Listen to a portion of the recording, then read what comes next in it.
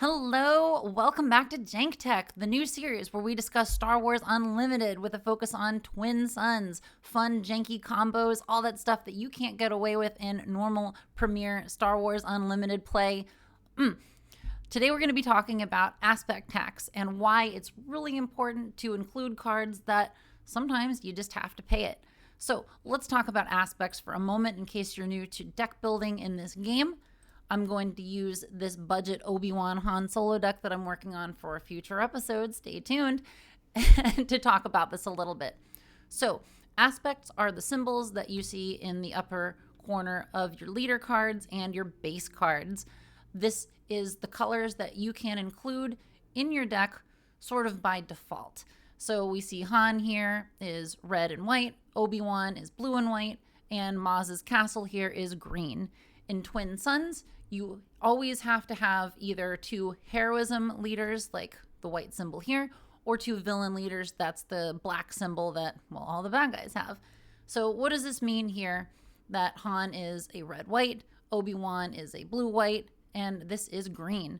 This means that you have a combination of red, blue, and green as possible symbols that can pop up on your card in addition to heroism white. So this means that Barris here, who is one resource and a blue and a white, means as long as you have one blue icon somewhere between your two leaders and your base, one white icon somewhere between your heroes and your base, that means you can play her for one resource. But what if you are somehow, let's say we had Han and another leader that didn't have blue. We didn't have any blue cards in this deck. So Barris here, well, we would have the heroism, but every icon that you don't have in your leaders and your base, you have to pay 2 extra for. So let's say we had Han red, we had Han yellow, and we had the base, we had no blue. Then we can still put Barris in our deck, but we would be missing one of those icons, so we would have to pay 2 more for it, making her 3. Is Barris worth 3? No, she is not. She is not going to be one of the cards in this video. But there are just a few cards. We're going to say 6 in this video for the purposes of having fun with a little list that I think are worth 100% putting in your deck, even if you have to pay extra for them. So let's get started. Number 1, R2-D2 Ignoring Protocol. R2 came in the first starter set and I think has been so good since then for so many things.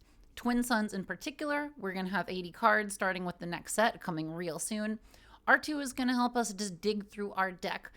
Anything that gives us the ability to look at cards, filter out the ones we don't want, get the ones we do want is going to be great. So would I put R2 in a villain deck for 3? Absolutely. He is so worth it. And by the same token, second choice, R2-D2 Full of Solutions from Twilight, also worth it for 4. I'd say this is not as much of an auto-include as R2 Ignoring Protocol, but R2 Full of Solutions, you may discard a card from your hand. If you do, search the top 3 cards of your deck for a card and draw it. This one involves a little more building around. I think there are certain situations when you want to play this and certain situations when you don't, but I think by and large, if you're struggling to get cards that you need in your deck, R2 Full of Solutions is going to get the stuff that you don't want out of your hand and hopefully get you something that you do. It's also worth noting that your opponent doesn't get to see whatever you draw with R2, so it's always nice to not have that information. Number 3, Lurking Tie Phantom. Oh my god. So the first 3 sets of this game, well, okay, first 2 because this came out in the second set. This card has just been such a pain to deal with. Yes, you can get rid of it in some ways, but directly doing damage to it, capturing it, you just can't. Like, you can't even use Rival's Fall on this thing. You can't use Power of the Dark Side on this thing. Is it worth 5? Yes, I think if you were running this in a hero deck with yellow or in a villain deck with not yellow, this is absolutely something that will catch your opponent off guard. It's something that they're going to have a hard time dealing with because remember, we're playing Twin Suns. We're not running 3 copies of every kind of removal card. People have to really choose how they use their removal, and they might not have a way of getting rid of the Lurking Tie Phantom. I think this might change a little bit once Snuffed at Lightspeed comes out because of indirect damage. And I think because indirect damage, and somebody please correct me if I'm wrong down there in the comments, I'm pretty sure that since indirect damage is assigned by the defending player, it doesn't count as an enemy card ability and probably can damage the Lurking TIE Phantom. But still, at this point, this can sneak in a lot of really good damage. Number 4. Just mentioned this, Power of the Dark Side. An opponent chooses a unit they control, defeat that unit. If someone is not expecting this, if you are running it out of aspect in villain and paying 5 for it, or if you are running it in blue and paying 5 for it in hero, totally worth it. This kills anything except for the shift that we just mentioned. But anything else, it can kill a leader if they don't have any other cards. And if you're not running blue, or if you're not running villain, nobody is going to see this coming. I actually ran 2 copies of this in a mono green Jabba ramp deck in set 2.